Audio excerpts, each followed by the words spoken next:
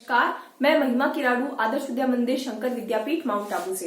बच्चों, पिछली कक्षा में हमने पढ़ा विशेषण क्या होता है। अब हम इस कक्षा में हम जानेंगे विशेषण के कितने भेद होते हैं। तो विशेषण के भेद बच्चों मुख्य रूप से 4 भेद होते हैं। कौन कौन से होते हैं? गुणवाचक विशेषण, संख्यावाचक विशेषण, परिमाणवाचक विशेषण और सार्वनामिक विशेषण। अब इन चारों को हम परिभाषा और उदाहरण के साथ में इनको समझेंगे। पहला है बच्चों गुणवाचक विशेषण। हमने पिछली कक्षा में ये भी पढ़ा था कि विशेषण और विशेष्य क्या होता है। विशेषण वो होता है जो संज्ञा या सर्वनाम की विशेषता बताता है, और विशेष्य क्या होता है? जिन संज्ञा या सर्वनाम शब्दों की विशेषता बताई जाती है उन्हें हम बच्चों विशेष्य कहते हैं। तो गुणवाचक विशेषण क्या होता है? गुणवाचक विशेषण जिन विशेषण शब्दों से विशेष्य यानी संज्ञा या सर्वनाम इनके गुण, दोष, रंग, रूप, आकार, प्रकार तथा स्वभाव इनकी विशेषता बताई जाए उन्हें गुणवाचक विशेषण कहते हैं। अब उदाहरण देखो बच्चों, जैसे यहाँ पहला एग्जाम्पल है, मेहनती व्यक्ति सबका प्रिय होता है। व्यक्ति जो कि संज्ञा है और इसे विशेष्य भी कहा जाता है, और ये कैसा है? मेहनती, जो इसकी विशेषता बताता है। तो यहाँ पर ये मेहनती उस व्यक्ति का गुण है, अतः यहाँ पर गुणवाचक विशेषण है। दूसरा देखो बच्चों एग्जाम्पल, नीला फूल बहुत सुंदर है।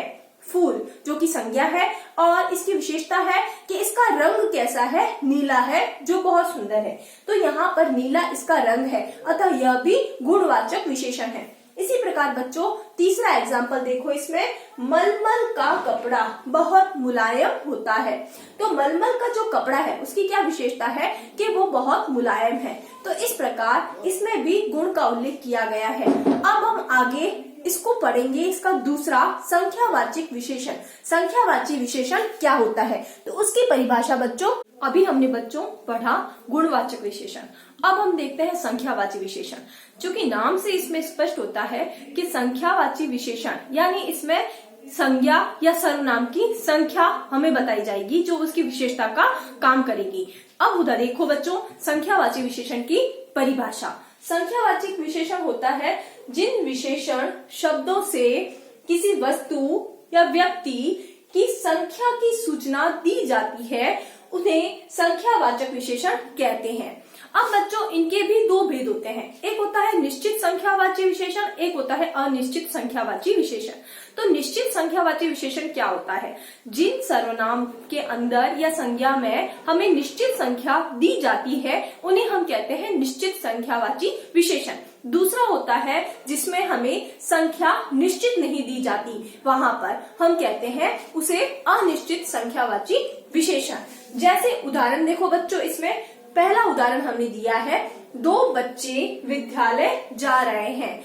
यहाँ पर बच्चे जो कि विशेष्य है, ठीक है, और इनकी संख्या कितनी है? 2, यानी यहाँ संख्या निश्चित है। तो ये कौन सा विशेषण हुआ? संख्यावाची विशेषण। दूसरा देखो बच्चों, कई लोग बस में बैठे हैं। चूंकि यहाँ पर बस में जो यात्री बैठे हैं उनकी संख्या निश्चित नहीं है, तो उन्हें हमने कई से संबंधित किया है। लोग जो कि विशेष्य है और उसकी विशेषता क्या है कि वो कई है, यानी उनकी संख्या निश्चित नहीं है। तो यहाँ पर यह कौन सा विशेषण हुआ?